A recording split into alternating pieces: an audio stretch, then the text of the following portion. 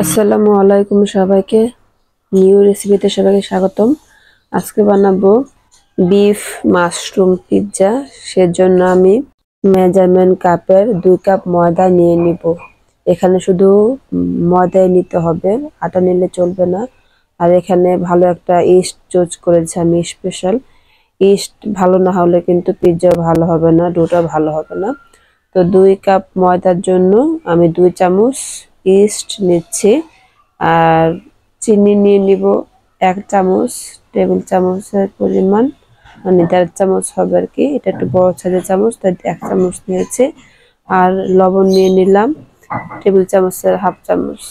সুন্দর করে আমি হাত দিয়ে মিক্স করে নিব, সবগুলোকে সুন্দর করে মিক্স করে নিয়ে এখানে আমি নরমাল পানি দিয়ে ডোটাকে রেডি করে নিব। এখানে অনেকে গরম পানি দেয়, আমি কোনো গরম পানি দিব না। আর ইস্টটা কিন্তু আগে রেডি করে আমি নিয়ে নিই।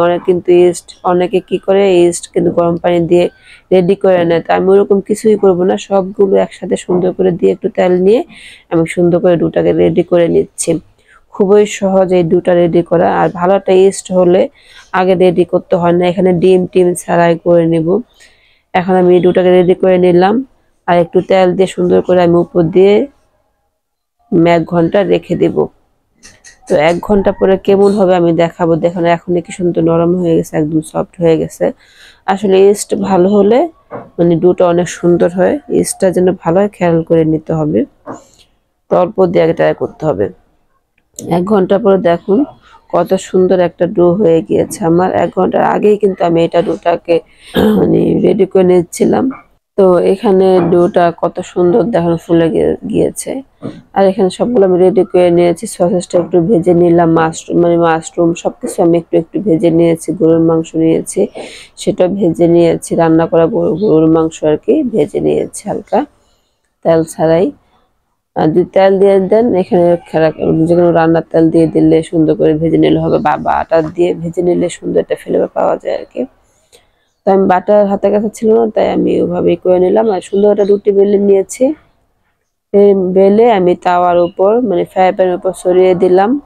আর এই পর্যায়ে কিন্তু মানে ফ্রাই প্যানটা আমি হালকা গরম করে নিয়েছি। তো একটা সসপ্যানের সাহায্যে, যেহেতু ঢাকনাটা অনেক ছোট হয়ে যাচ্ছিল, সব মানে ফ্রাই প্যানে বসছিল না, সেজন্য কিন্তু আমি মানে সসপ্যান দিয়ে ঢেকে দিয়েছি। আর একটু অলিভ অয়েল চারপাশে দিয়ে দিচ্ছি চামচ দিয়ে, যেন নিচে লেগে না যায়, যেহেতু নিচে আমি কোনো তেল ব্রাশ করে দেইনি।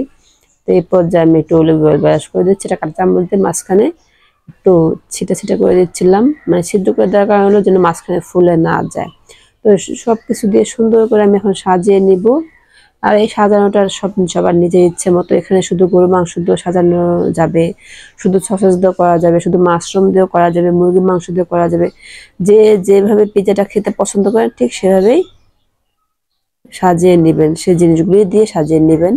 আর অবশ্যই চিজ একটু বেশি দিতে হবে যেন পিৎজাটা খেতে ভালো লাগে। আর নিচে যেন পুড়ে না যায়, অবশ্যই ভালো খেয়াল রাখতে হবে, কারণ হলো অল্পতে কিন্তু নিচে লেগে যায়।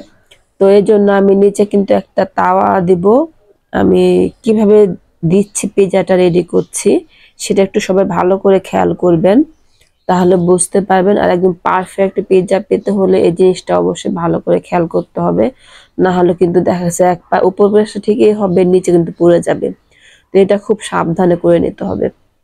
যখন পিৎজাটা আমার একটু হয়ে গিয়েছিল হালকা হালকা, তখন কিন্তু আমি নিজে একটা তাওয়া দিয়ে দিয়েছিলাম, উপর দিয়ে গরম করে আর একটা তাওয়া দিয়ে দিয়েছিলাম। একদম পারফেক্ট একটা পিৎজা হয়েছে। পারফেক্ট বলতে খুবই সুন্দর, একদম খুবই মানে মজার একটা পিৎজা হয়েছে। তো ক্রিসপি সব দিকে একদম পারফেক্ট একটা পিৎজা হয়েছে। চুলায় যদি কেউ পিৎজা বানাতে চান এভাবে, অবশ্যই আমার পুরো রেসিপিটা ভালো করে খেয়াল করবেন আমি কিভাবে তৈরি করেছি, তাহলে বুঝতে পারবেন। আর যে কোনো সস দিয়ে এটা পরিবেশন করতে পারবেন, বা সালাদ দিয়ে পরিবেশন করতে পারবেন। তো আজকে দেখুন একদম পারফেক্ট একটা পিৎজা হয়েছে আমার। কত সুন্দর, একদম চারপাশ সুন্দর মতো সিদ্ধ হয়ে গেছে, একদম নিচে কিন্তু একদম পুড়ে যায়নি। আমি দেখাবো। আর এভাবে আমি একটু 1 পিস কেটে নিলাম মাঝখানে, যেহেতু আমি রোজা ছিলাম ইফতারের জন্য আর কি, আমি 1 পিস কেটে নিয়েছি আপাতত। তো এটা সস দিয়ে আমি সুন্দর করে সাজিয়ে নিচ্ছি। আর এখানে কিন্তু আমি কোনো সস বা ডিম এগুলি কিছুই দেইনি।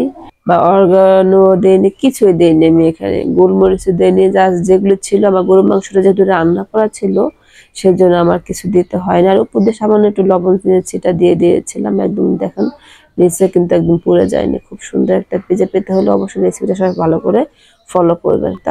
তো আজকে এ পর্যন্তই, সবাই ভালো থাকবেন। রেসিপিটি ভালো লাগলে একটা লাইক দিবেন আর একটু সবাই শেয়ার করে দিবেন ভিডিওটা।